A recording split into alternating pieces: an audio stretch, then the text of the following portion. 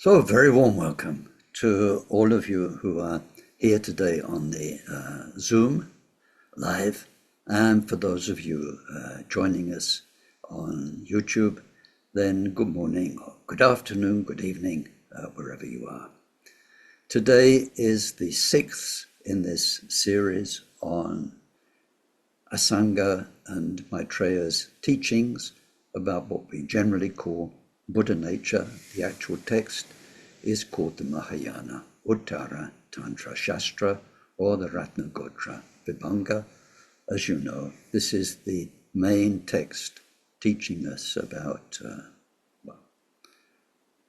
more than Buddha nature. So, as always, and especially with this topic so important, we take a very special moment to remember bodhicitta. Bodhicitta. It's not body, it's bodhi. Bodhicitta. And so we turn our hearts in loving care to all beings and all the unnecessary suffering that's so widespread throughout what we call samsara, worldly existence, and we just long and long and long to do something to get rid of it and help everyone discover the beauty, the peace, the natural wisdom, the beautiful love that is the truth of their own minds, and that's covered up by their karma. So thinking intensely of this and knowing that the way we can actually help them is by awakening our own being, our own mind, and that to do that we need to study and practice the Buddha Dharma. Then we do our prayers.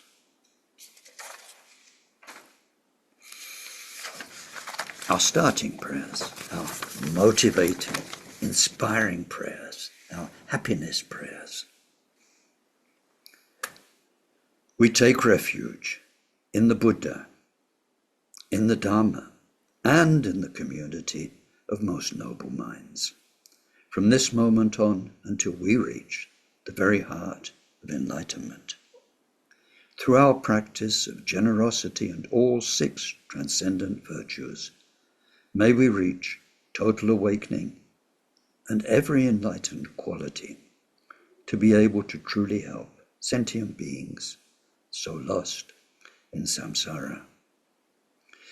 May each and every one of those beings be well. May they live long and be healthy, be well provided for. May they have good friends and find respect.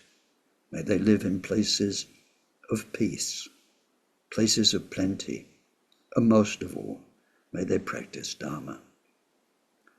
May they each create the causes for such good circumstances to be their wealth in future lives.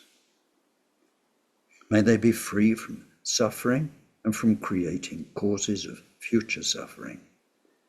May they discover the natural, sacred well-being totally beyond all suffering and attain the great equanimity that's free of closeness or distance from anyone. Deyata shame shamavati shameta shantru Om kure marajite karote keyorite jovati odoyane pishuda Nimale malapanaye kukure kaka grase grasana Om muke paramuke amuke shamme davane sawa graha bandhanane Negre hitva sawa bhava pravadina Vimukta marapasha savitva buddha mudra Anudgatita savamare putsarita parishude Biga shantu savamara kama.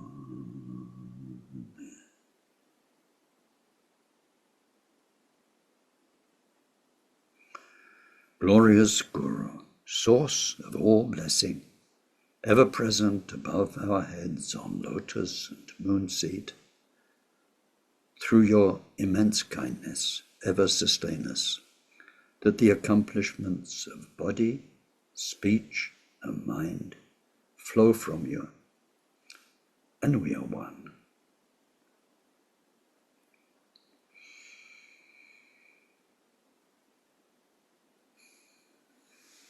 Thank you. So, just structurally and formally to remind you, we are studying this text, which represents the very epitome, the core, the heart of the third turning of the wheel of Dharma from Lord Buddha, Shakyamuni. And it represents also the basis for all Vajrayana and Tantric practice. It is referred to in the Shastras as the bridge between Sutra and Tantra. A very, very important text. It has 3 sections: the good beginning, the good middle, the good end. The good beginning, very brief, is the title and an initial homage. We're in the good middle of the text, which is in 2 main sections: the result to be achieved, Buddha, Dharma, Sangha, and then the cause for that result, enlightenment, Buddha nature, enlightenment, enlightened qualities, enlightened activities. 2 main sections, and making so altogether 7 topics known as the 7 Vajra Abodes, 7 Vajra chapters. Vajra meaning always true, ultimate truth, not relative truth that such and such a person needs to hear at such and such a stage of their path. A relative truth that will need to evolve as they evolve. This is absolutely always true. 7 Vajra Abodes. We've reached our studies of the second one of these, which is Dharma, in the context of the 3 refuges, Buddha, Dharma, Sangha. But looking at those 3 in the ultimate, the final truth of what they are, not as relative refuges for us, but ultimately what they are. Ultimately what they are, language doesn't work very well, but we have to use language, otherwise we just sit here in silence and practice telepathy, which might not work too well. And anyway, when I speak, if we have 40 people, there are 40 different versions of hearing what I'm saying, but if we did it telepathically, those 40 versions might be even more varied than if I'm speaking. So we have to use language. And this, we have to say this thing, which is ultimate truth. It's so impossible to get our heads round. Timeless and changeless, the words come out easily. I say timeless, you listen, timeless, right? I say changeless, changeless. But once you think about it and try and embrace it with your mind, like a tree, putting your arms around it, then you realize you can't get your arms around it. And even 100 people can't get their arms around it. Timeless, changeless reality that we can call all sorts of things. We call it Buddha nature, ultimate truth of the universe. Other people can call it God or whatever they want, but timeless, changeless reality is manifest in 3 ways, and we're looking at the details of that. If your mind becomes that, and that is what we call it in Sanskrit, tata, that. If your mind becomes that, you're Buddha. So we looked at the first chapter, which is about when your mind becomes that, what is it? We've been there, and I summed it up at length again last session, so I won't do it again this time. Now we're in the second point. From that, there is Dharma. It's the same that makes you Buddha, But now we're looking at dharma, which is this is what we're looking at. What is it in the ultimate sense? And then those who've reached some stable recognition of that we call great bodhisattvas, they are, in these teachings, the Sangha. We'll come to that chapter next, maybe today. We're not looking at monks and nuns in general, the Sangha, the community that we have in the world. On this level, the valid Sangha are the bodhisattvas because they have reached that. As I mentioned last time, there is a flip over. Their default nature is that. They still have stuff to work on in their minds because they're not 100% perfect Buddhas yet, but their default state of mind is that timeless, changeless nature, and so as teachers they are remarkable. They are not teachers because they learned a whole load of stuff, like in the Khenpo program, where you spend 5, 6, 7, sometimes 9 years of study. They're not teachers because of that. They're not teachers because they've sat in meditation for 3 years, 6 years, 9 years, 12 years, and they've got a lot of meditation experience. They're teachers because that we've seen already is the ultimate wisdom, the ultimate love, the ultimate peace. It's the ultimate. Can't get better. That is where their mind is. So for us, these are really reliable, true Sangha. The Sangha are our friends on the path. So that's what they are. So we'll come to that. Just now we're looking at Dharma. The structure of this chapter was very similar to the first chapter on Buddha. 2 main areas of Dharma. Dharma as the truth of cessation, Dharma as the truth of the path. And in the last session, we looked mainly at the truth of cessation. So remember, it's the same that makes you a Buddha. When we looked at it as Buddha, there were 2 aspects. One, benefit for oneself, and that's all to do with purity and freedom, what's finished. There is no more karma. There's no more cause of karma, mind poisons. More than that, there's no more dualistic thinking.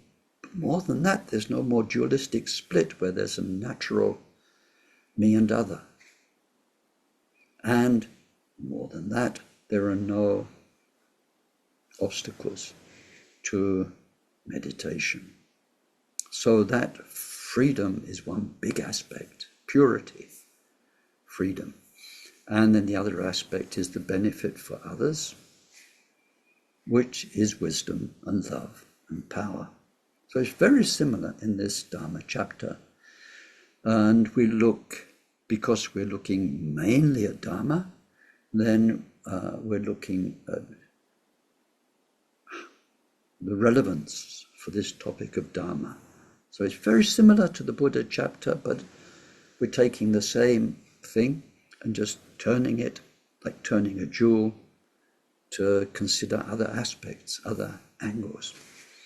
So we saw that part of the purity was to do with being free from the 4 extremes.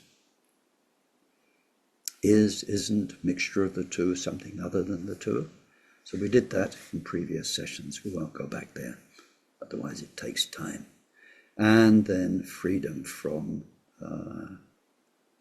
karma, klesha, and duality. So that's where we left it last time, the truth of cessation. So now today we carry on and we look at the truth of the path.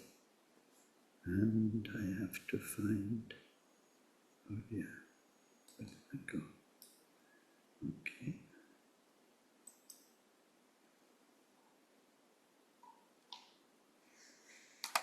Just finding the text.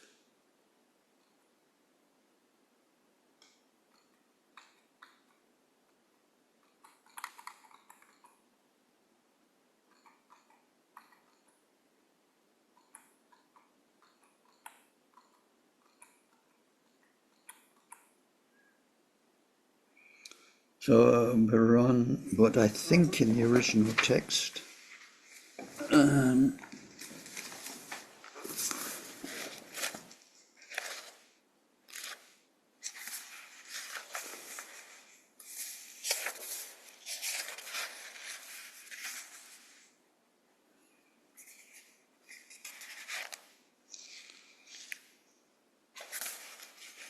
is on page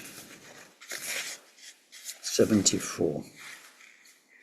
In the first PDF I sent out, it says on the top of the page, Dharma, page 49.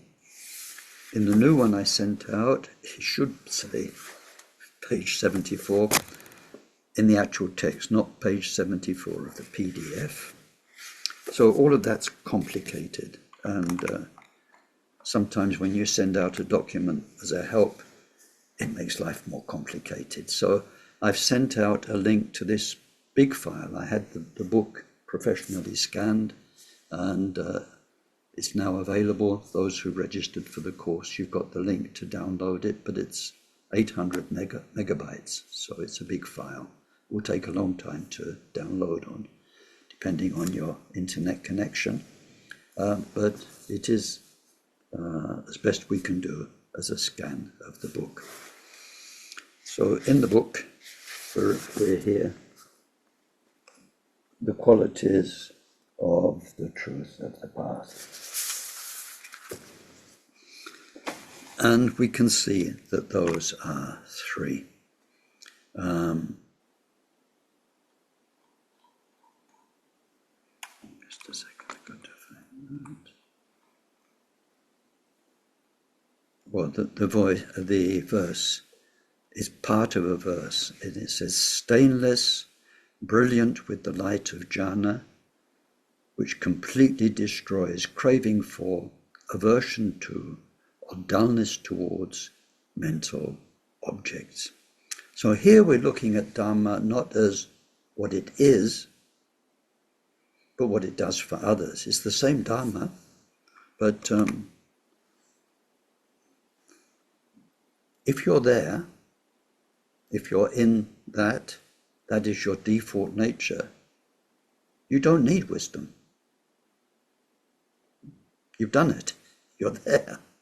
It's like if you've reached a destination, you don't need to keep walking. You don't need love because you are love. So these qualities of love and wisdom that we're going to look at now in the Dharma are all naturally there, and they're not even an issue or something to think about when you're relatively enlightened, when you're a bodhisattva or Buddha. So that's why in the truth of cessation we looked at the isness, which is basically about purity, what you are not anymore. So when we look at the truth of the path, we're looking at how you can help others not be in samsara anymore, how you can help others, how what you naturally are radiates to others, and how they experience that as wisdom.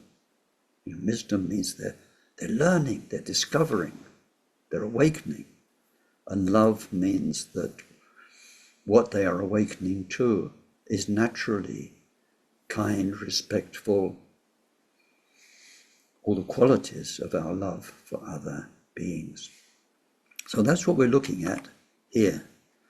And the truth of the path is in itself stainless, that's pure, brilliant with the light of jhana, so that's wisdom. And then third thing is power to help others. So that power is which completely destroys craving for, aversion to, or dullness towards mental objects. So the three mind poisons, the power to help people destroy their mind poisons. So three qualities: purity, wisdom, and power to help. Now, when we see the first of those, it says stainless. Stainless. And we come across an important topic in this text. As we go through this text and then study it several times in the future, then the big points that remain in our mind, well, there are several of them. We've covered some. But here, now we're going to look at stainlessness. Dharma is pure. Dharma is always pure, has always been pure, because it comes from the natural, changeless, timeless purity. Real Dharma. Dharma could never be anything other than totally pure. That's what we're looking at here. And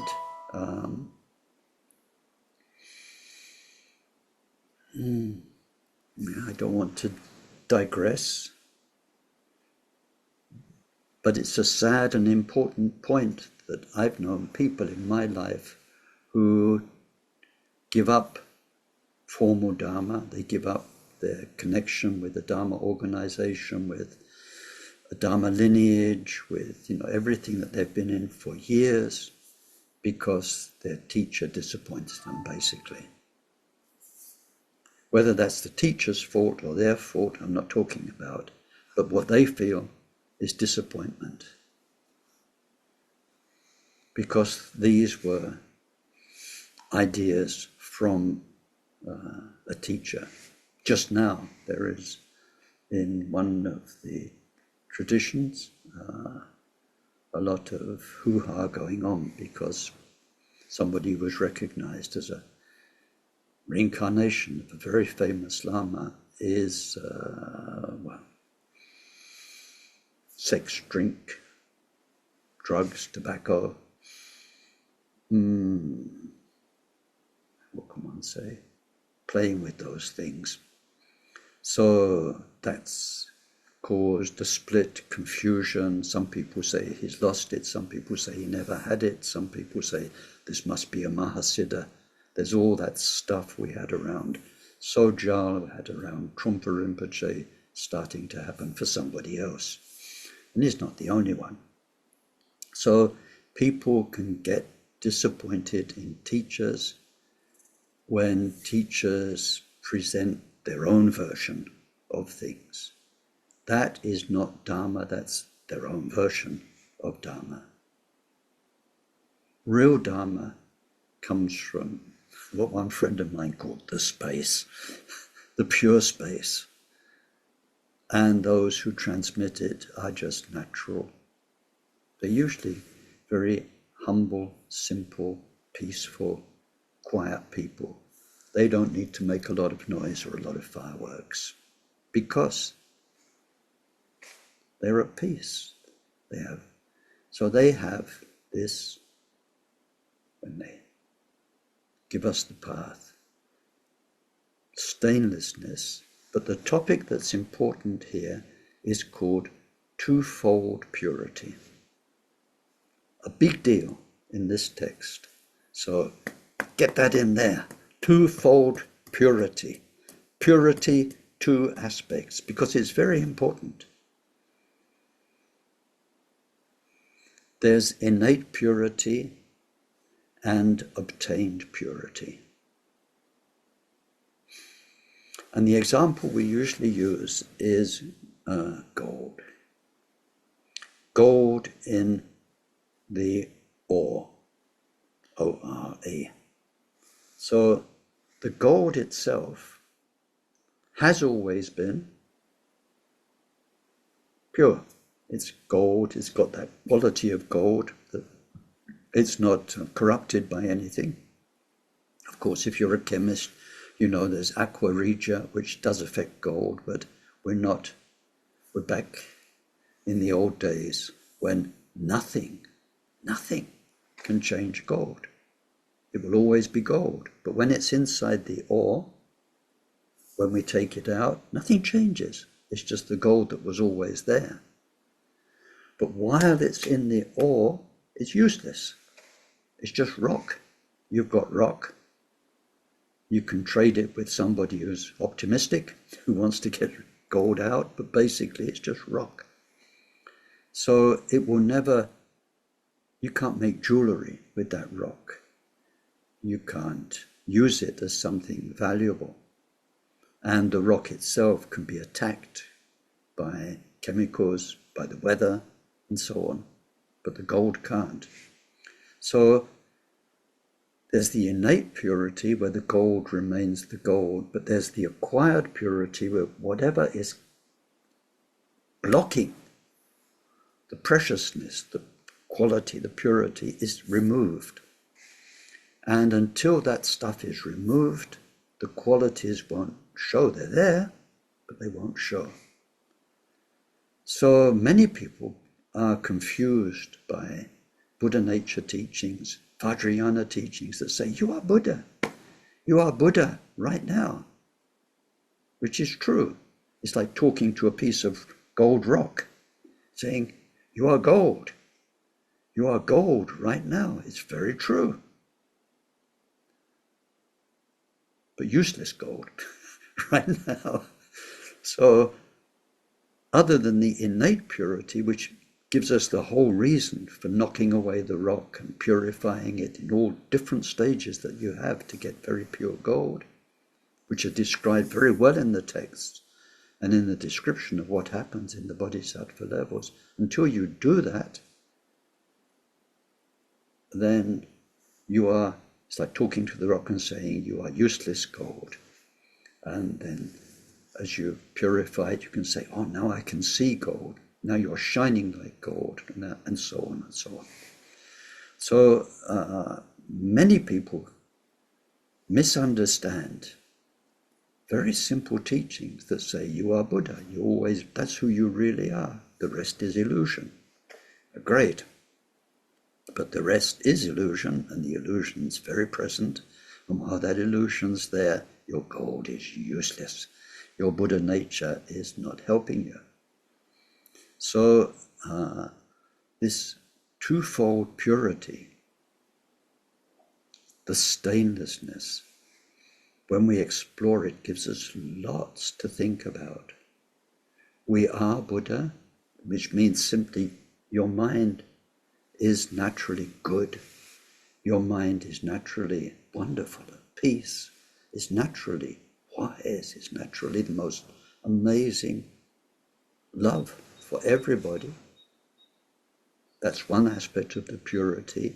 But this is covered up by your mind poisons, by your constant thinking, by your dualistic mind, by all of your conditioning, preconceptions, all of the karmic inheritance of meditation obstacles. So you can't just sit down and do a meditation and it works. All of that is like the rock on the gold. But what we're looking at here in the ultimate nature of Dharma as the truth of the path is that the means we are using to purify our mind are themselves pure. Although we're taking away impurity, the means that we are using are in themselves so pure. And they come from that timeless place, which means in our world, in our times, from that space comes the teachings that help us, but in totally different worlds, in different times, from that same natural space will come teachings that help, and they will always be pure. Now, to understand that purity is hard to describe in words. But if you practice, and when you practice meditation, then you will feel this, you will experience it in your practice. You will understand that what we are bringing to our mind is something very pure. It's like getting under a shower, and it's the most pure water coming out of the shower, taking away the dirt from your body. So when we practice, then we understand how beautifully pure Dharma is. So that's what we're looking at with the stainlessness. And then about the twofold purity, it says there is twofold. It is the innate purity of the ultimate, but then there is the purity in terms of freedom from relative impurity. Now, when we come to the Buddha Nature chapter, chapter 4, we'll explore this more fully. But what we'll look at then is called the two natures which are so different. The innate purity is the changeless nature. It's the Buddha part of our mind, always has been, is right now, always will be. Nothing will change. Even when you become Buddha, you just become that. Nothing changed. It was always there. That is so different from what covers it, which is always changing. We have to get our mind around this. There's something pure and changeless covered by something impure and changing. It's so changing, you can't never grab it. It's this consciousness mind which changes every split second, changes 60 times a second, more or less, when we look at it closely in meditation. So these two natures couldn't be more different. Changeless, changing, pure, impure. And the stainlessness is we are working on both of those. On a relative level, with the changing mind, we're applying remedies. That's what bodhisattvas do. We have different ways of remedying, of transforming. We turn anger into love. We turn jealousy into appreciation, respect, and so on. We have lots of methods for working on a relative level. At the same time, our meditation is also helping us to recognize the ultimate nature of our mind. We call that Mahamudra. We do Mundro, foundation practices. We practice shamatha, and then we get insight, and then we learn to massage that insight in such a way that we recognize the timeless Buddha nature. So we are working in those two areas. And in Vajrayana practice, which is not the topic of this text is the basic theory for Vajrayana, but it's not about Vajrayana. But in Vajrayana, for instance, we have creation stage, completion stage. Creation stage where we visualize, say mantras. It's very complicated, very meaningfully complicated. And then completion stage where we rest in the pure nature of mind. We are working on both those levels, recognizing the ultimate, purifying the relative. So that's what I need to say today about stainlessness, the first of the three qualities of the truth of the path. The second one is about wisdom. So there in the text, with the little Vajra next to it, it says, brilliant with the light of jhana. So brilliant with the light of jhana. Our practice,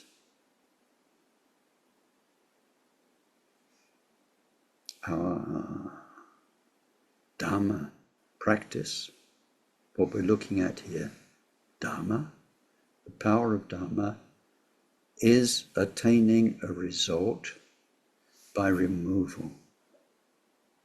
We are not creating enlightenment like you can create an apple pie by putting the ingredients together.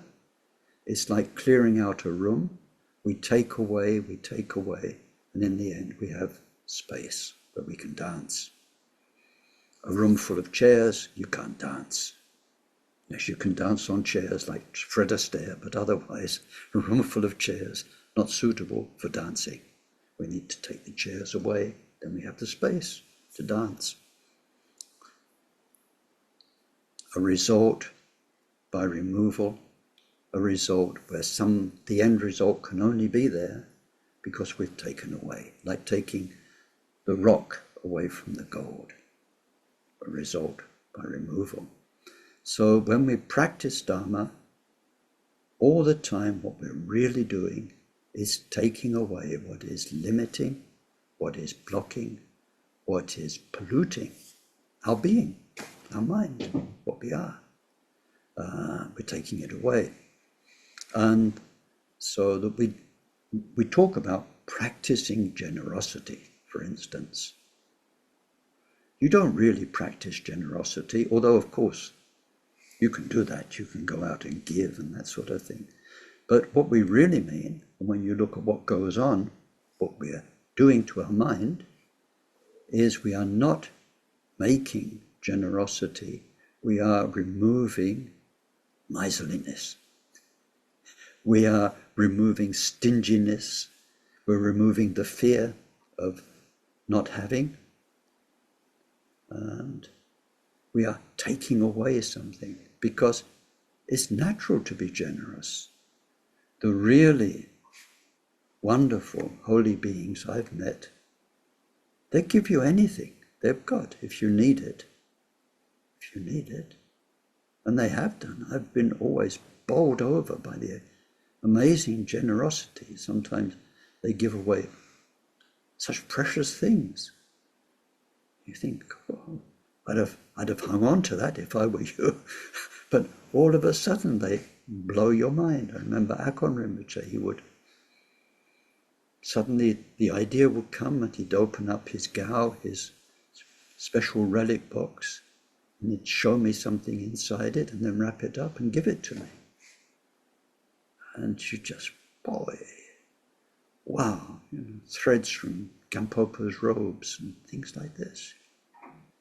And anything that can help. So generosity, material generosity, and generosity of time, generosity of Dharma and teachings, that's natural. It should be natural, but it's not.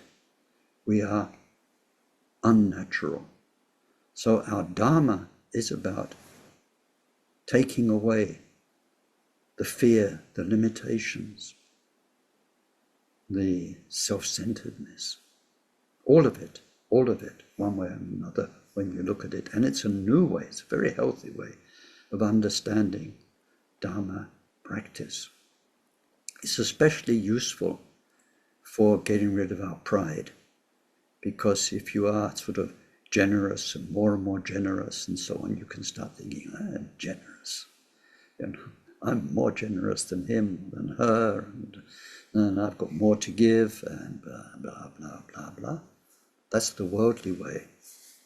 But when we see how we're all so mean, then what's the difference until we've all got rid of our meanness? We're all the same. You can't say because he gave €3 and I gave €6 that I'm more generous. It's stupid, it's ridiculous. Or, I've worked for so long in a Dharma center. I've given 5 years of my life to this work and all that kind of thing. And they've only given a few months. The fact that you even think, I have given, is a sign that you're not there yet. So, twofold purity. We are naturally pure, and we're using the beautiful, meaningful teachings of Buddha passed down through humble, open, connected teachers that show us how to bring in the health to our lives and get rid of what's blocking and limited. Twofold purity. And so then it's like removing veils from the light. If we had a lamp and it's covered with like 100 pieces of fine cloth, each time you take one cloth off, a bit more light shines through. Each time we remove something, we're clearer. It makes more sense. We're closer to the Dharma. And that shows when we are with situations or with people where those veils haven't been removed and people are suffering, people are hurting, people are confused. So when we say brilliant with the light of jhana, it does not mean knowledge. Knowledge is part of it, facts, knowledge, understanding the sutras, the shastras, the conceptual part of the Buddha's teaching. It's step number one. It's a foundation. But here we're talking about real wisdom when your mind is getting clearer and clearer. Your life is getting healthier and healthier, closer and closer to our natural condition. So when it says the light of jhana, it means our mind is getting clearer. And that clarity is to do with purity. These points are connected. The first point was twofold purity, which brings the second point, clarity. So it says, in the growing light of the purity, all sorts of habitual illusions, habitual actions will naturally be revealed as the limits, as the suffering, which they are. This exposure and contrast with the peaceful sanity of wisdom robs the worldly things of their attraction. In the light of our inner jhana, wisdom, our connection with the pure nature of mind, they can no longer exist, just as darkness cannot exist in full sunlight. So then I go through an example and about traveling in the dark and then traveling the same terrain the next day in the light. So far in the Dharma, the truth of the path, we've had two qualities, the purity, the twofold purity, and then the wisdom, the natural wisdom that brings. These two together give the power to teach. When a person has reached the stage of purity, they're connected with their innate purity and they've practiced enough of the relative purification processes, when they're pure enough, and when their mind has natural wisdom,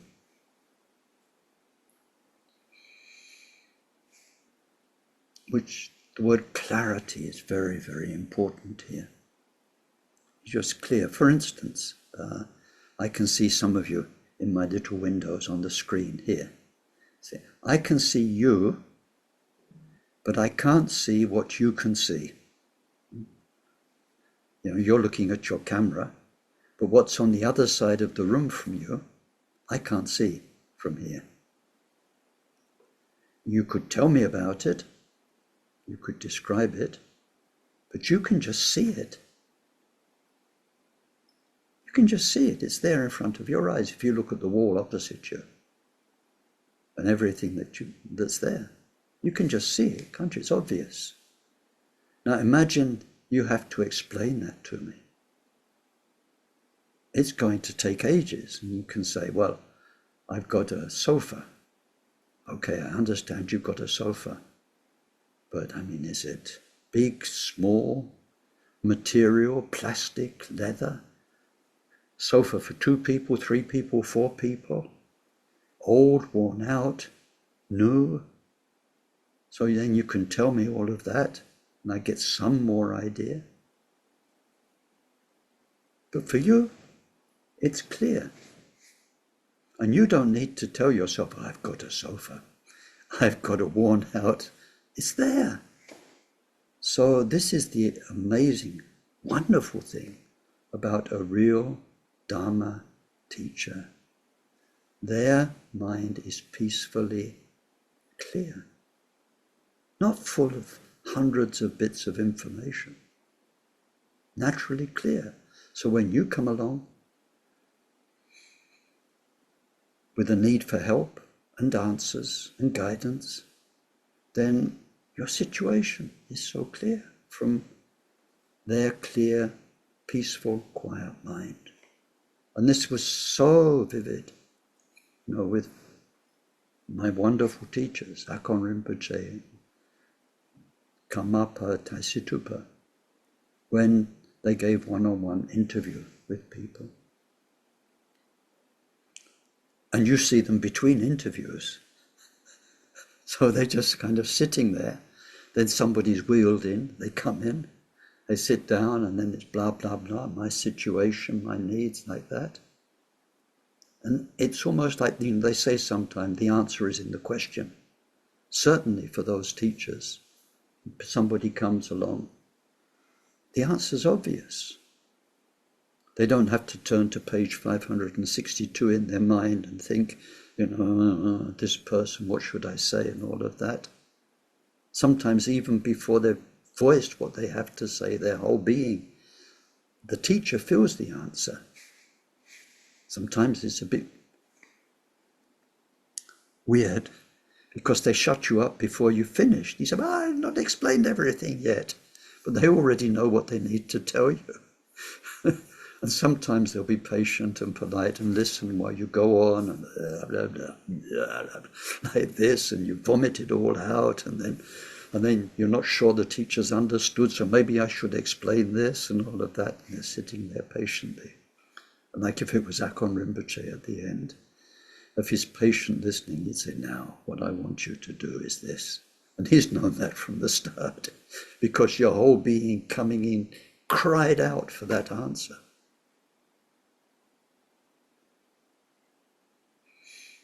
This is what we're talking about in the third point of the truth of the path in this section on Dharma. Power, the power to help others that comes from your purity and the natural wisdom that brings out. Natural wisdom that comes from the pure space. The purity, the wisdom, they're inseparable. It's because you're pure that you're wise, and that wisdom that gives people method, that gives people advice, gives people what we call Dharma, and what the Buddha gave to people that's been embodied in the texts and the teachings and so on. That combination of purity and wisdom gives the power to help each person. So with that, briefly, we've finished the chapter on the Dharma, the second Vajra Abode. So now we come to the third Vajra Abode. We'll move on, which is about the Sangha. So now in the text, we're on page 77 of the original book, the original page 77. And as usual, we start with a homage, which is the key verse, the verse that we memorize because it contains all the teachings. So we'll see that as the content. Then we'll look at the context, which explains it a little bit, and then we'll put those together. So here, the key verse is a homage. I bow down to those whose mind is no longer obscured, the deeply realized, who have jhana's perception. The deeply realized who have jhana's perception. Awareness of the total purity present in limitless beings. As the true nature of mind is lucid clarity, they see the defilements to be without essence, and hence truly realize ultimate no self, the peace within all beings.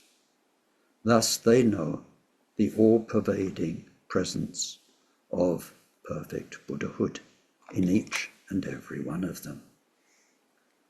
Okay, I'll be back in 1 minute or so. 1 minute or so.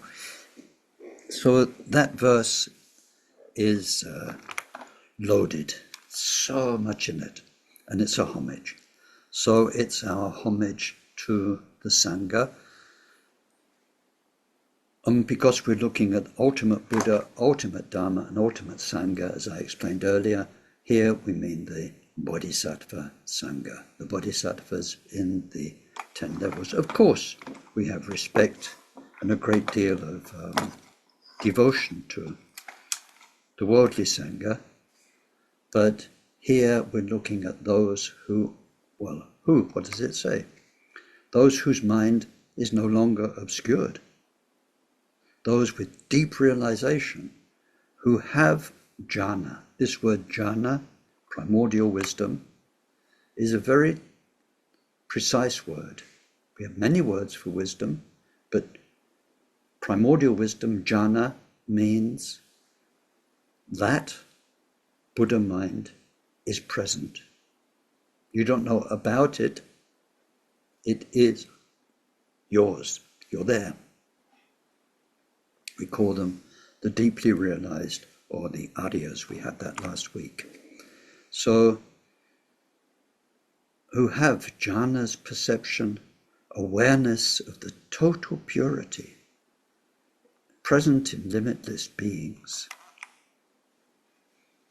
They have jhana's perception, and now one aspect of that is an awareness of the purity in all beings.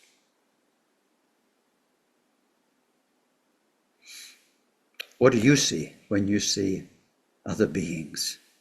Do you see their total purity? Do you see Buddha? I don't think so. I would like to. But the world doesn't usually present in that way to us. So we are bowing down to these who have jhana's perception and who have awareness of the total purity present in limitless beings, their Buddha nature. As the true nature of mind is lucid clarity. Now, lucid clarity, this is a translation, right? Everything you're coming across in Dharma is a translation. Please bear that in mind. Not everything survives translation.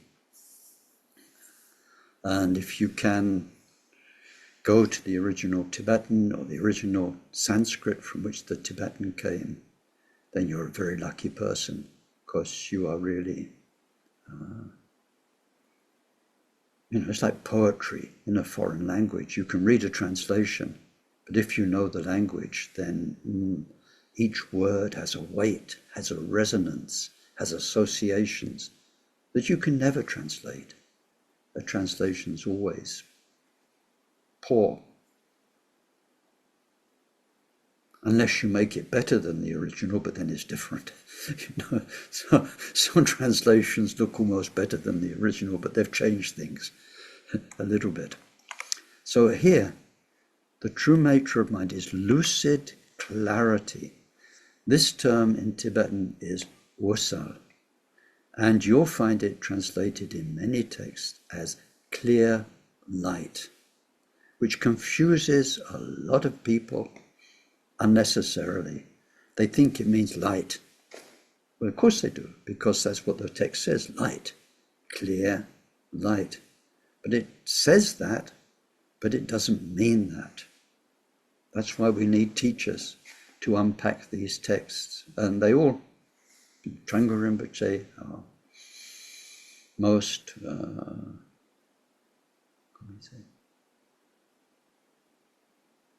Trangul Rinpoche, he taught the great Kagyu heart sons. People said of him, what he says is the Karma Kagyu version of things. He was the authority. So he explained it very clearly. Wursal, the Tibetan term, means as clear as when a bright light shines. It's an example, it's a metaphor. So that was I went through it quickly, but in the pages of the text before where we are now, there was an example of walking in the dark, getting your clothes torn by bushes, slipping on the mud because you can't see a thing, and then going back to the same place in the daylight. And it's just so obvious when a bright light shines. And sometimes I'm curious about the temperature here in the morning, and I go out and I look at the outside thermometer, and then I can't see it. So I need to take some kind of light to it, and often it's not bright enough to see. So I need to go and get a torch. Very often we take things over to the window or under a light so we can actually see them clearly. As clear as when a bright light shines. And I remember one thing when the Karmapa, present Karmapa, was young and still a nomad. His sister said she will go and sit next to him to thread a needle because there was light around him. She could see better. So just an anecdote. Ursal means that your mind is wise. It's nothing to do with seeing light with the eyes or with the eyes of mind, having an experience of light, blue light, pink light, bright light. It means your mind is clear.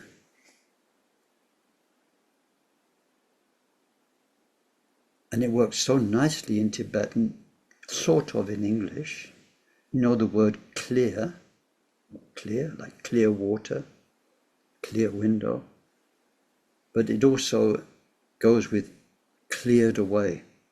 And Taisitupa used to play with that quite a bit in teachings, because we've cleared away the obscurations.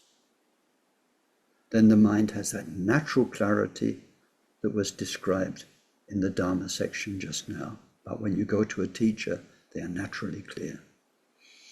So that's what we're looking at here in the Sangha section. It is lucidity as opposed to confusion. It's a clarity of wisdom. Just like in our world, we are very clear about things when a bright light shines. But it doesn't mean light. So Ursal is, I translate as lucid clarity, not as clear light. So because the true nature of our mind is lucid clarity, then they see the defilements to be without essence. They've done the work that was described earlier, the twofold purity. Our mind is naturally pure, but it needs the defilements and the conditioning and all of our history to be gradually, step by step, removed. So innate purity, acquired purity, those two purities, they have done that work. So they realize the nature of mind is lucid clarity, and because of that, they see that what was covering that timeless natural clarity was without essence. When we try and what was covering it? Anger, passion, jealousy, stupidity. You can't get them. You try in meditation. Many of us have. Many of us have spent years.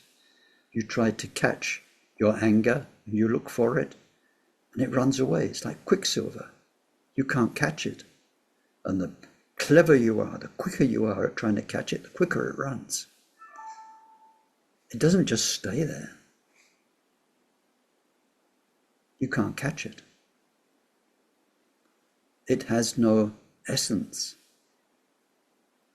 If there was, you could catch the essence. This is what we mean when it says it has no essence.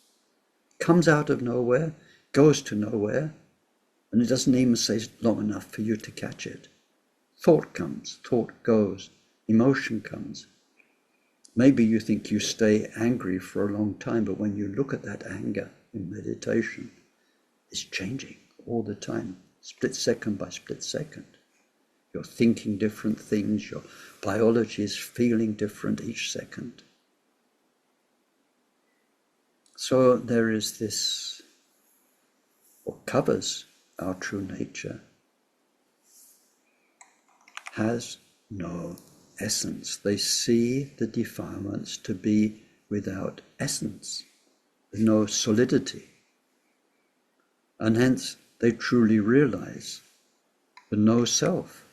All these teachings about they don't really exist, because nobody ever found, could ever catch an existence that you could pin down. How can you say they exist? So that's all to do with philosophy. We're not going into that here, but that they've got it. They've got there. This is what this is saying. The Bodhisattva Sangha have realized, they've made real that the mind defilements have no own existence. They are just the momentary coming together of circumstances, and they're gone. While that moment of the coming together of circumstances is what it is, it's powerful. It's like in a dream, you dream of a monster. Coming together of circumstances, you should never have eaten that cheese before you went to bed. And then you should never have watched the monster movie the day before, and so on and so on. The coming together of circumstances in the dream. But was there a real monster? Of course there wasn't. It was the coming together.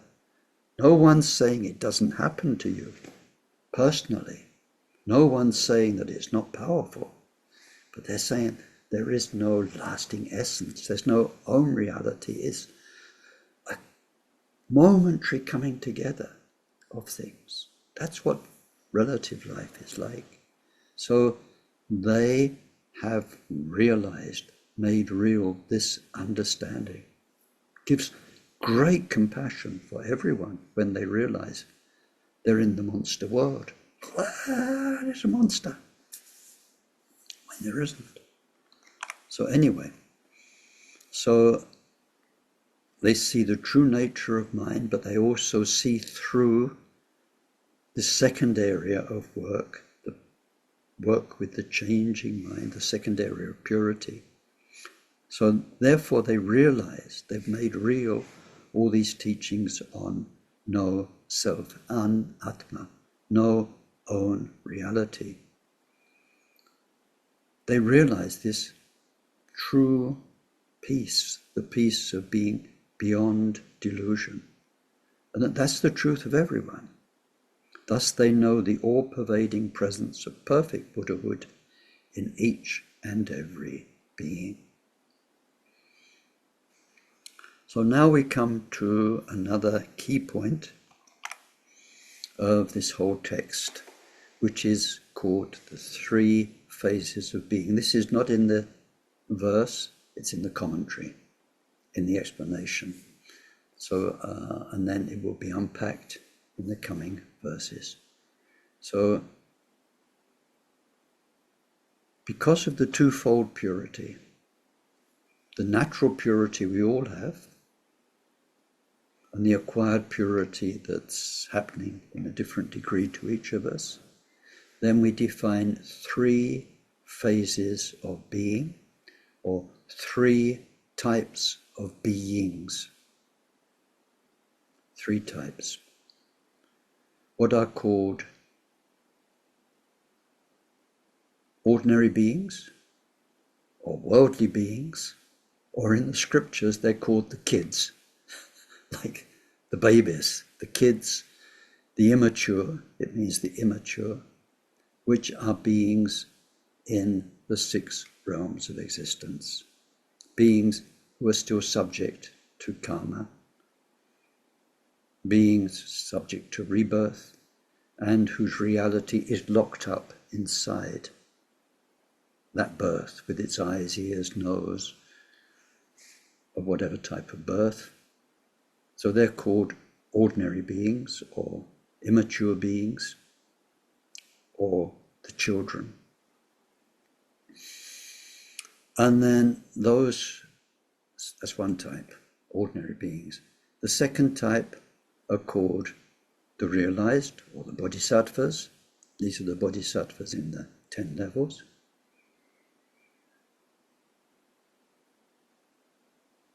And the third type are Buddhas. Ordinary beings, bodhisattvas, Buddhas. In terms of purity, ordinary beings are called the impure. Bodhisattvas are called you can translate it as partially pure, but what the text says is both pure and impure, which is better. They are both pure because they've recognized their Buddha nature, but they're still impure because they've got all the fallout from their previous existences, which is there but no longer powerful, but it's there and it's still blocking them to a certain degree, limiting their minds. So as we work through the descriptions in detail of the bodhisattva levels, we see how the growing purity brings a much more expanded mind and a purer mind, and a mind with more and more special qualities. So they are both pure because they are connected to Buddha nature now, aware of it, but they're impure because on the surface there is still their history. Both pure and impure. And then Buddhas who are totally pure. The impure, the both pure and impure, and the totally pure. As we go through this text, that understanding will come back again and again. It's very, very important.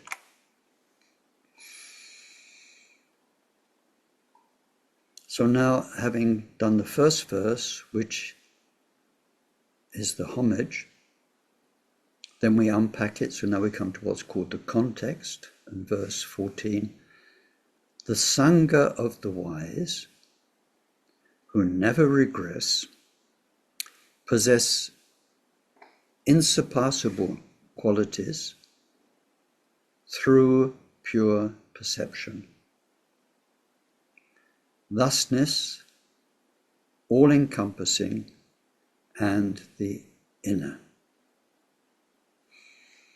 So this verse 14, tells us about the Sangha's wisdom. But the first line said the Sangha of the wise. Now, what you need to know is that in scripture, the wise is a code name. This is very short term, means bodhisattvas in the 10 levels, which we call Maha bodhisattvas, great bodhisattvas. Maha means great.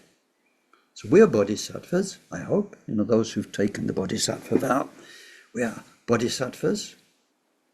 But we're tiny, tiny, tiny, weeny little bodhisattvas until we get the breakthrough into Buddha mind. And then when that becomes our default nature, and as it says here, who never regress. We can look at that externally, the bodhisattvas in the levels. It sounds like talking about the Slav people in these countries and that countries. It sounds like out there. Or we can apply it in the meditator's way to our mind, which means that when you do meditate and when your meditation gets to wonderful results, then you recognize the nature of your mind and then you lose it. It's like you peak out in that purity and you come back down. Maybe you spend a second or 2 seconds in it, and then maybe next time 2 seconds again, and maybe then 3 seconds and 4 seconds. We go up and we come down. It's a peak experience. It's a wonderful, life-changing breakthrough that we reconstitute in our memory, but we're not there. So that will get better and better until it becomes longer lasting and stable. And then that becomes this flip over I'm talking about, where that becomes you. That is who you really are. You've become who you really are. That's your default nature. And what felt like you before, your history, your conditioning, your subjective you, that's still there on the surface of a great cosmic mind, a mind that's open, limitless, no longer limited by you and the feeling of you, limitless mind. So when one reaches that stage, you are called the wise, and it's a stage of non-return. You cannot fall back into samsara. That's the official words. In meditation terms, it means that you're not going up and having experience, then coming back down into your busy thinking, feeling mind. You're free. You're not 100% Buddha yet, but you will never fall back. And when we make our prayers at the beginning, there's one line in those starting prayers that's really so meaningful. You see, it might take hundreds of lifetimes before you're Buddha, before I'm Buddha. But in this lifetime, you may get to the stage where it says, we take refuge in the Buddha and the Dharma community of most noble minds from this moment on until we reach the very heart of enlightenment. Heart means essence. Until we reach stable recognition of our Buddha mind. That could happen in this lifetime. That has happened to people I know in this lifetime. That's amazing. So then, you see these lines, they're so full. The Sangha of the wise, who never regress, reach the point of no return, no falling back, possesses unsurpassable qualities because of the pure way they know everything, they perceive everything. And we saw before in the first verse, their perception is very pure. They see the Buddha nature of their own mind and they recognize the Buddha mind in everybody else. So they possess unsurpassable qualities through pure perception in 3 areas: thusness, all-encompassing, and the inner. Another special topic to this text when we look at jhana, primordial wisdom. Now, primordial wisdom is primordial wisdom. We can look at it as the 5 Buddha wisdoms, and we can look at it in many ways. In this teaching, we don't look at 5 Buddha families, 5 Buddha wisdoms, that's Vajrayana. We are looking at jhana, the timeless, changeless mind, which is has no compartments. We'll see that in chapter 4. But that one mind, but we're looking at it from our point of view because it's helpful in 3 ways. Buddha wisdom has 3. Now, actually, it has 2. It's got this one and that one, but to show that this one and that one are not separate, we make a 3rd one, which is their essential wisdom. It's typical of a sort of counting that we find in some texts. You've got 5 this, so if you take all 5 together or see their commonality, that makes 6. So it's not as though number 6 is a separate thing. It's a way of putting 5 things together and showing their 5 facets of one thing. So we have 3 jhanas.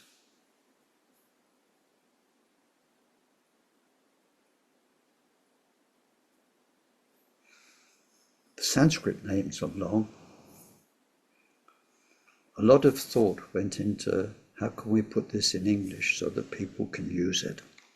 So in this translation, we've got thusness,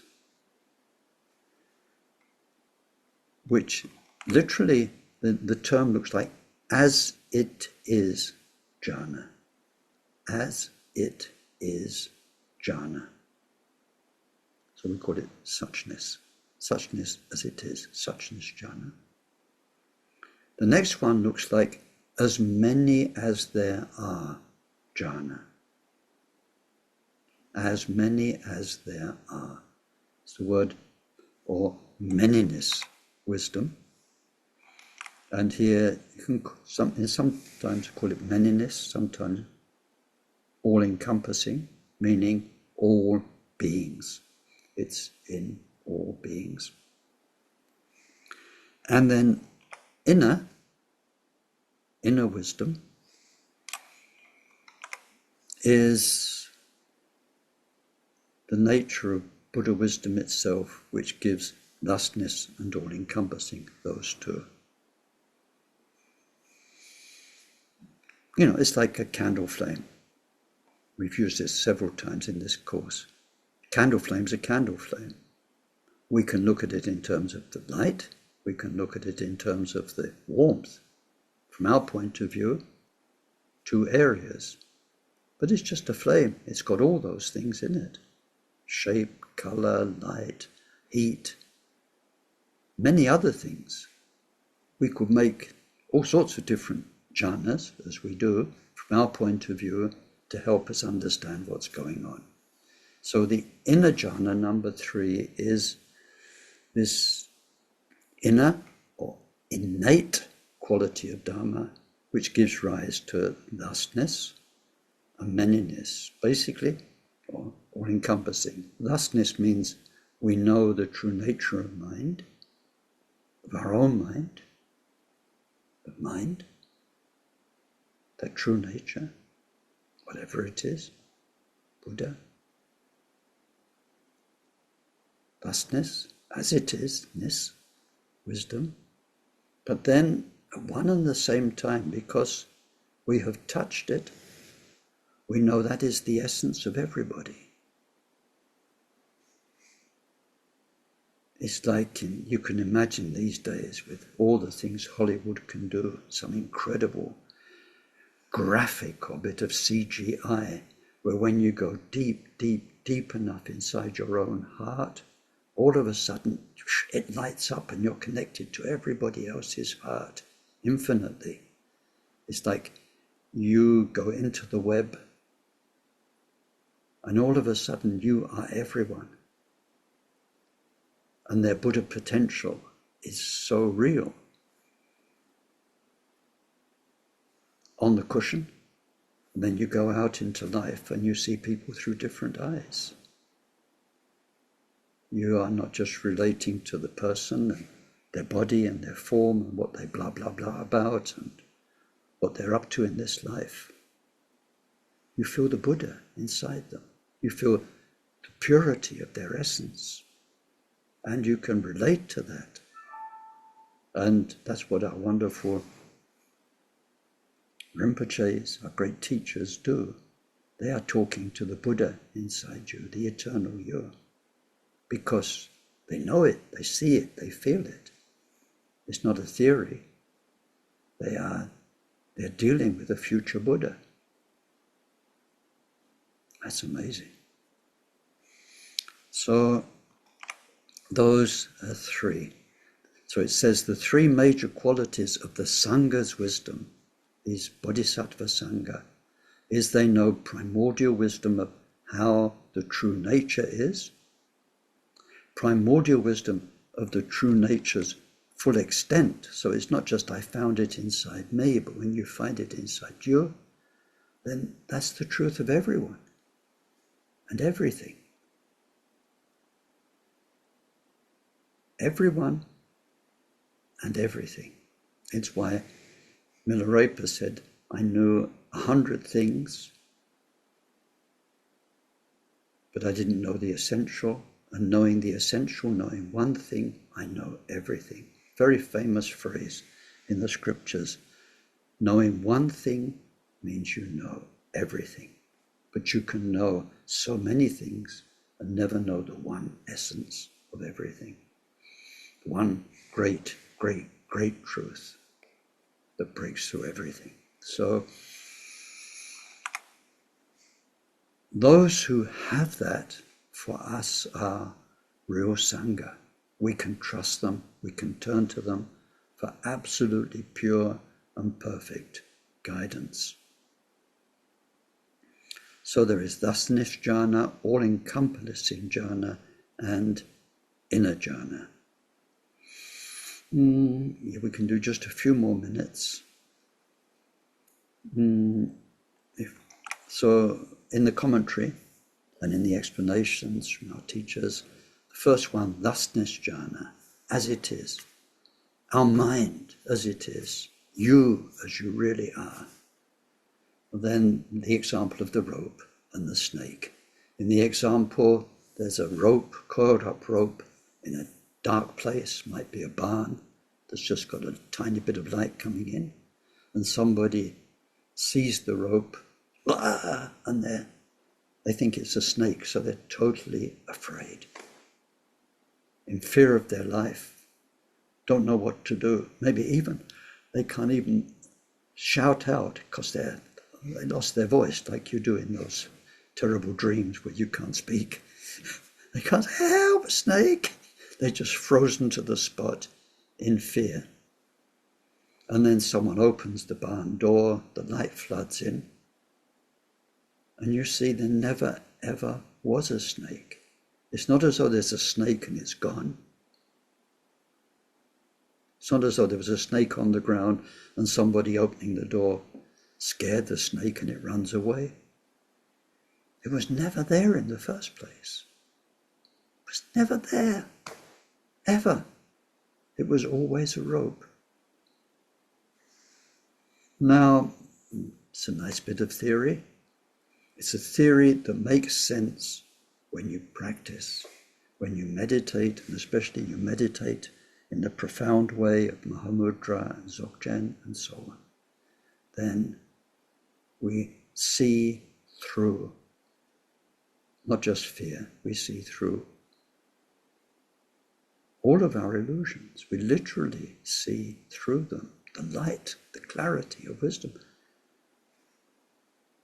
We saw they never even existed in the first place, in their own right. Of course, for the person in the barn in the dark, as long as they're in the dark, it's a snake, and they're full of fear. So we're not saying there wasn't a snake in that person's mind, or the delusion of a snake. Of course there was. That's why they were there, scared. What we're saying is that really and truly there was never ever a snake, only in the person's imagination. Or rather than imagination, which kind of doesn't give it enough weight, in the person's subjective experience. That's more accurate. So when we talk about thusness jhana, it's knowing the rope nature, the true nature of our mind, Buddha. We know it. And by knowing that, then the illusion has no power. Sometimes when we practice Tonglen, we bring the suffering to a place where it can't exist.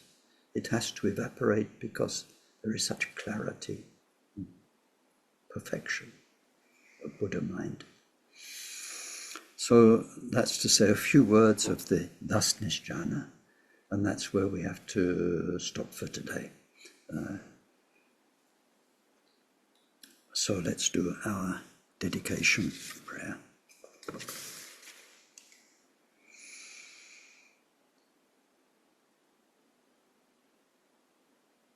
May whatever virtue was created by this session contribute to the state of omniscience being attained. Through the main enemy, mind's defilements, being completely defeated. Through that, may each and every sentient being become free from the ocean of existence, troubled by its waves of rebirth, aging, sickness, and death. May this precious bodhicitta arise in those in whom it's not arisen. May its development know no setbacks. May it increase ever more and more. And through this virtue, may we quickly achieve Mahamudra and establish every single sentient being in that same accomplishment.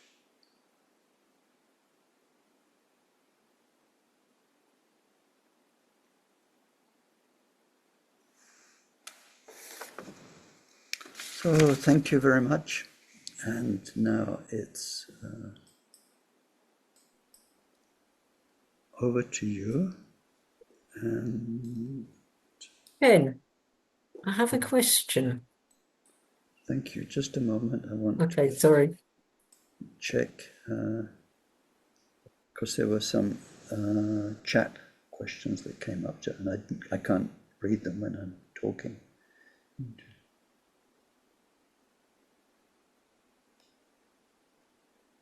Right. Yeah, carry on. So I've been reflecting on the teachings you've given so far on this, and there's so much in it, and that's, I'm incredibly grateful for that. And I really want to kind of study this more and deeper. So the question is, what kind of approach, and it may be that it's very individual, so I don't know, but what kind of approach, is it better to kind of go through each video session, starting from session 1, or to look at and to pick out key verses or key points for contemplation? Because I'm struggling to find a way at the moment of kind of going, okay, this is how I want to study this deeper. Mm-hmm. Yeah, it is a bit, depends on the individual, but let me tell you how we studied it, which is the traditional way in the Tibetan colleges, shedras, and which is that you go through it first time with a master, with somebody who does what I'm doing. It's not that I'm a master, but I'm passing on what the great masters like Trungpa Rinpoche and Tai Sutapa, the way they taught it. So we get the transmission, first of all, that's very important, and we get an explanation. But there you kind of go through the text beginning to end, knowing that a lot of questions or lack of clarity you've got at the beginning will be solved by the text itself, so that by the time you get to the end, the teachings later on in the text will have answered some of the questions that come up. That really happens. So we go through it once, kind of at a constant speed, let's say, with the teacher. The second time we go through in a traditional way, if you've got access, is to go through with a tutor. So that's not necessarily the Khenpo or the Geshe, but it's somebody who knows the text well enough that they can help you deal with your questions or places where you'd like a bit more explanation. And so one does that for the time it takes, and spending more time on the bits which weren't so clear, or the bits that niggle one because you're not quite sure you agree with it, or whatever. So you spend as much time as you need, and that will leave you with unsolved questions or points where you feel you need more explanation than you can get by talking with an elder, a tutor. So then in the third time through, you go back to the master, and what's left from your studies are these key points that were unclear or irksome. So I'm not necessarily saying go through it 3 times, but I think it's good to go through the whole thing at constant speed once, and then to go back to the beginning and take as much time as you need. Because even like the first verse, you've got, if you really go deep into that, you've got enough for a year. You really would. So we don't want to do that because we haven't got that many years. As all the verses, we'd need, 440 years if we did a year on each verse. But you could do. It's such a deep text, so deep. So we go back and we take the time, because when we do take the time with one verse, it will change us. It will plant a treasure in our heart that you'll never lose. And that will open up your own dharma, your own life. You will relate to yourself and to other people differently, just through one verse that you've really... Asanga and Maitreya used to say, maybe one verse is all you need for your whole life, if you really practice it. It's really true. So I'd say then go through it a second time, giving yourself the time, but maybe hoping to finish that second journey through it in a couple of years, let's say, right? And then out of all of that, make a point of noting down the bits where you know you need more help, and then go and get that help. What's the English word? Doggedly. Don't give up. And if you can't get a satisfactory answer, out of somebody like me, take it higher. That's what the teachers did in the past when we read Khenpoken's life. The wonderful teachers that came to him and became his main disciples. They'd often done the rounds of most people, and they were left with, they hadn't got a satisfying answer. And they came to him, and one way or another, he satisfied them. Does that help, Ros? Yeah, that's really great. Because I'm realizing for me, it's probably not just this lifetime, it's probably all of next lifetime as well and beyond. So yeah, I mean, that's brilliant. Thank you. Yeah, and it does. It is like that. We make a connection with the text. So when you come back to it in the next life, it will be amazing how we take to it, how it makes sense to us. Many Dharma people say, when they meet Dharma in general, or they meet a text like this, I've been waiting my whole life to hear this, because they felt it inside. It was kind of latent inside them, but it hadn't come up to the surface because it wasn't triggered from the outside by people, by books, by teachings. And so even if we can't crack the whole thing, whatever we do in this life is such a precious investment for future lives.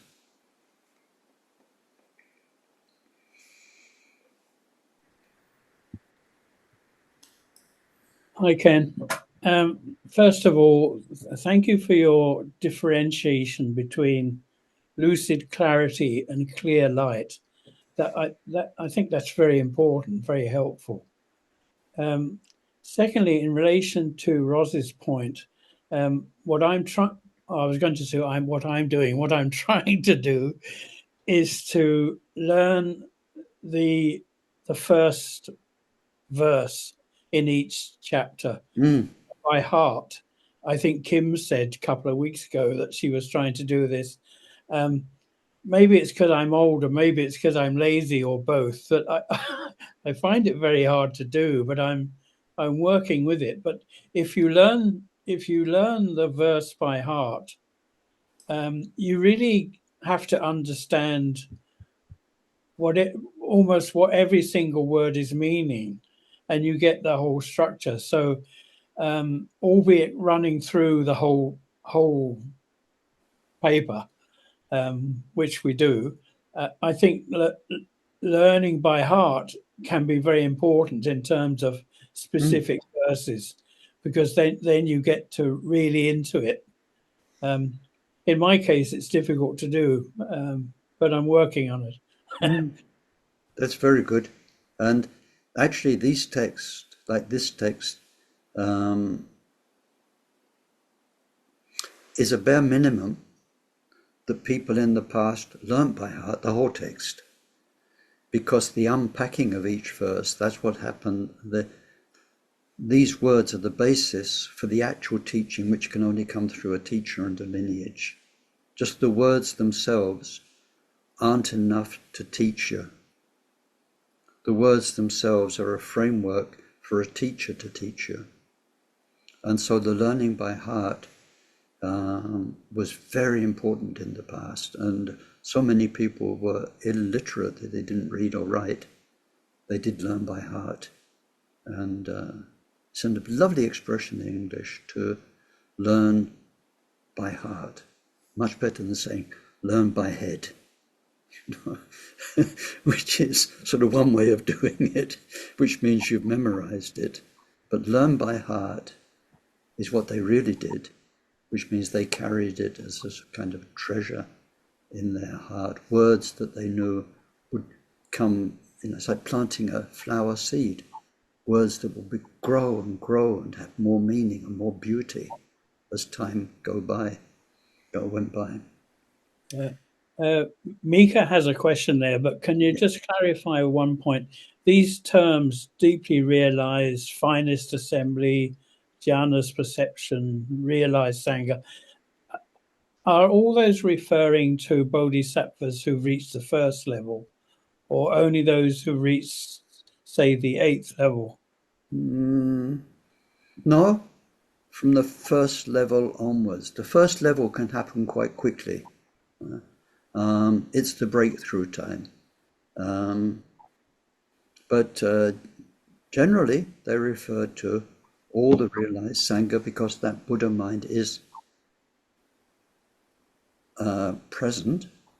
And I want to go on from there. I want to answer Brendan's question that he did during the session that I've got here, because it's a difficult topic. He says, it said, "Hi Ken, just wondering if teachers such as Soja Rinpoche and Trungpa Rinpoche, whom you mentioned earlier, and some current examples, had reached the default level Buddha mind, or were they not quite there yet? In other words, if one gets to first bodhisattva level, is it then possible to create negative karma? Thanks." Now this is it's a very important point, this one. I know I keep saying that, everything's important. But and for us, in our present world, Western people, and who have interface with this ancient Tibetan form of Dharma, it's a very important point to understand the difference between the Bodhisattva path and the Tantric path, the Vajrayana path, and one of the differences. Now, this text we are studying Uttara Tantra Shastra is a Mahayana text. It's at the top of Mahayana that forms the basis for Vajrayana understanding, but in itself it's a Mahayana text, so it refers to the bodhisattva levels. When we look at the bodhisattva levels and those teachings, we're looking at the bodhisattva path, which takes many lifetimes. In Shakyamuni's case, hundreds of lifetimes, literally hundreds and hundreds of lifetimes of very slow, systematic improvement, purification, development. It's a very, what can you say, elephant step path. You know, boom, boom, life after life, boom, you're going forward. And tidying up on the way. And then eventually, we go through the 5 stages of the path, the stage of accumulation, the stage of junction. They take, well, in Shakyamuni Buddha's case, those first 2 took 1 cosmic eon of rebirths.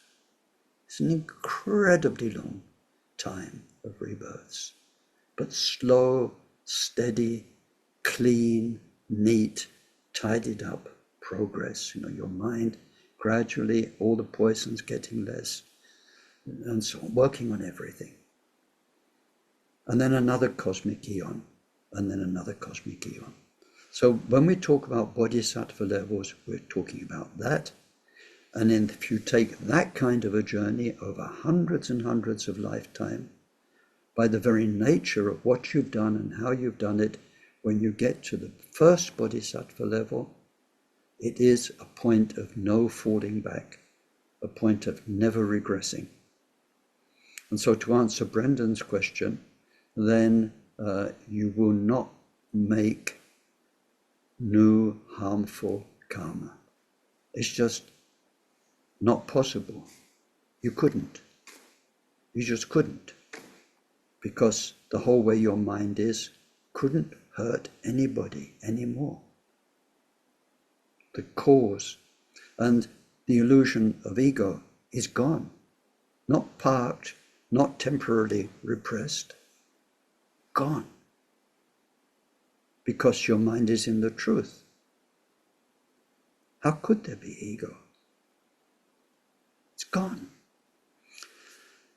In Vajrayana, we have powerful method that could take you to enlightenment in much less time. 16 lives, 7 lives, they say, maybe 3 lives, and in very, very, very exceptional cases like Milarepa, in 1 life. But at high risk.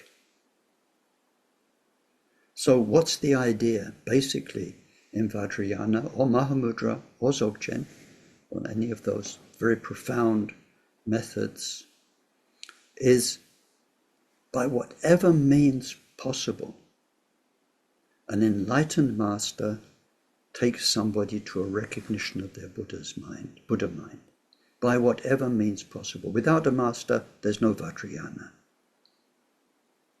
The method is secondary. The method is just whatever a master uses to help somebody. You cannot practice Vajrayana without a master. It's impossible. It's all about the master's pure mind, your impure mind, and the master awakening you. I mean, master, male or female. I don't know if you say mistress, I don't know. I've never used such terminology or seen it. Master means a master of, any. If you say your mistress, it doesn't, that could be misunderstood quite seriously. So master means an enlightened teacher, a truly enlightened teacher who is the lineage. Not who has a lineage, who is the lineage. When you work with them, you are working with a stream of purity that came down through a wonderful lineage, which that person embodies, like an ambassador embodies the power of a kingdom. So that's what Vajrayana is. It is high-risk practice. So they take you to a point of being able to recognize the nature of your mind and then make that recognition more and more stable. And that recognition of the nature of the mind, and in your meditation practice, being in Buddha mind is your main method of purifying your karma. But because you got there so quickly, you're a newcomer to the method, and you've got a hell of a lot of karma to work with. You haven't done like the Buddha, been cleaning up your karma tens of lifetimes after tens of lifetimes so that the karma's gone. You've gone poof, right to the heart of things, and you've got all your karma, whatever's left, to deal with. It is not a point of no return. And this is why in Vajrayana practice, what is called samaya, the pure bond between you and the lineage, you and your teacher, is so important, because if you observe all the rules, all of them, properly, then you're out of danger. But if you've got the ego attitude of I can fiddle this, I can get the best of the Vajrayana, but I can sort of have my own way, then you're doomed. But the point in relation to Brendan's question is that you can become in Vajrayana a very valuable person to others, because you can teach them Dharma from a very wise place, because you are connected to the nature of mind. And so you can help others a lot, and you can help yourself a lot, but things can still go wrong. And so they say when there is a reincarnate Dharma in Tibet, what the Tibetan Rinpoches say is, okay, you found the reincarnation of this Lama. Assuming that they really are the reincarnation of that Lama. According to modern estimations, that means people who are called Tuku or Yangtze, they're not all the reincarnations. They're chosen for political reasons, money reasons, family reasons, all sorts of reasons.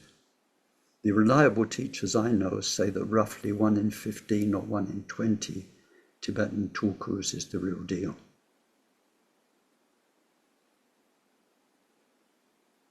One in 15, 1 in 20.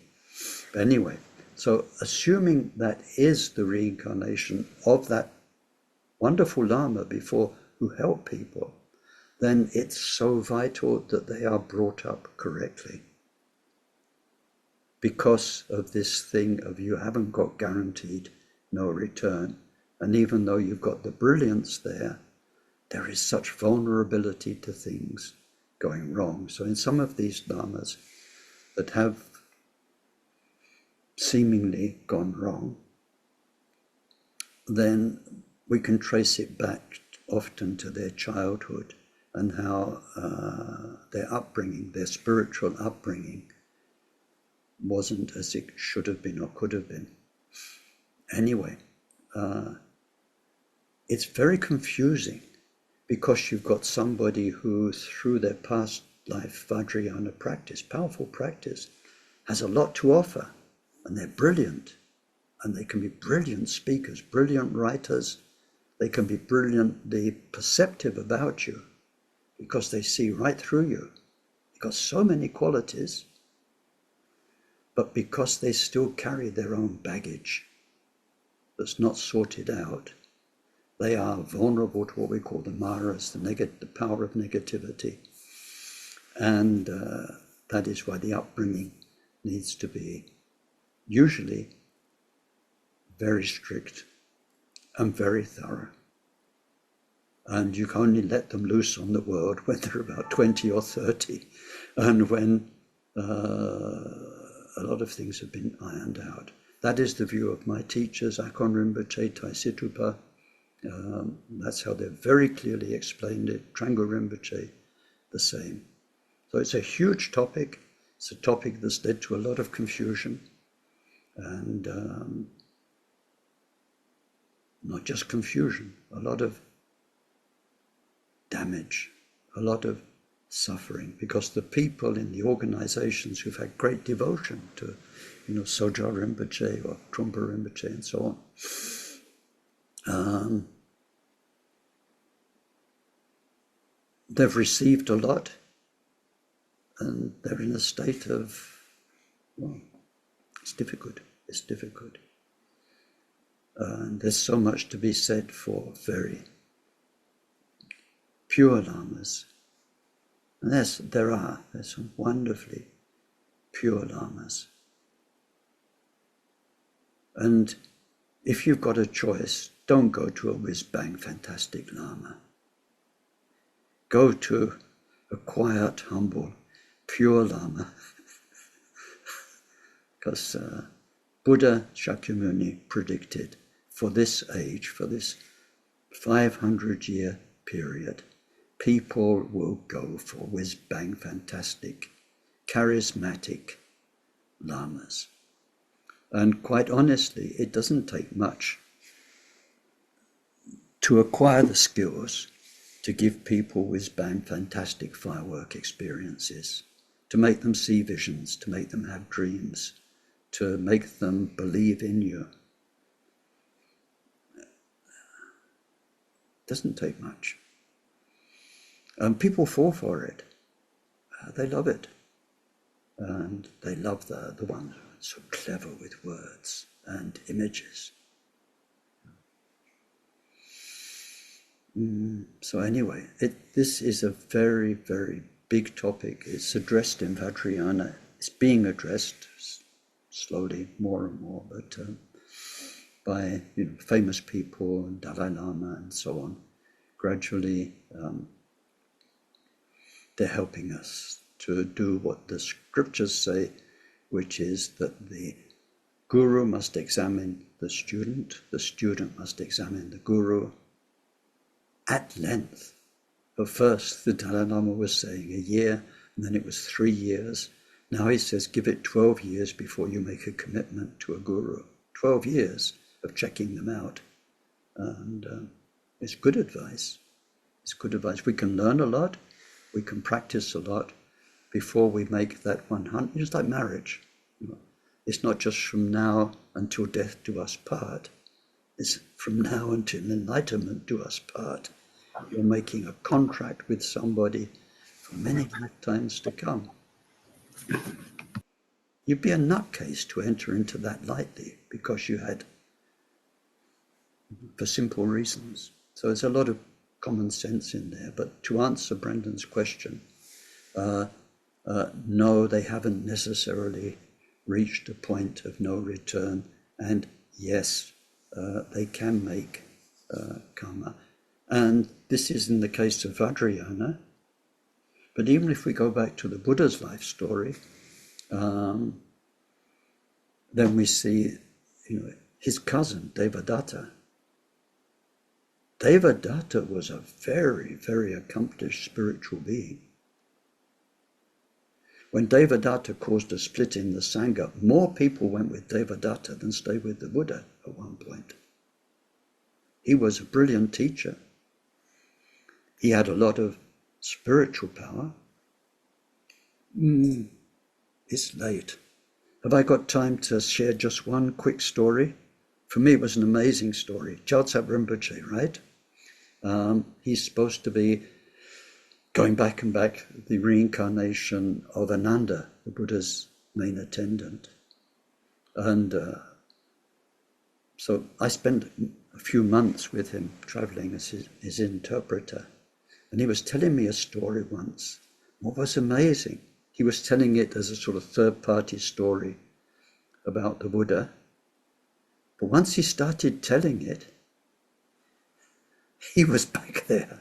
He was like first hand. And then when he finished telling it, all of a sudden he's kind of, oh yeah. Then he got back to being serious, him telling a story. But it was like I was transported right back there. He said there was a village in which an elephant had died, big elephant. And this is the days before bulldozers, JCBs. A dead elephant in a village gets stinky. And I suppose you can sort of cut it up to get rid of it. But this elephant had died, it was getting stinky, and the Buddha and Devadatta and Ananda, the three of them. No, Buddha, Devadatta, and I forget which, could have been Moggallana, but I think it was Ananda. Anyway, because they were super beings, the people of the village said, can you use your superpowers to get rid of this elephant?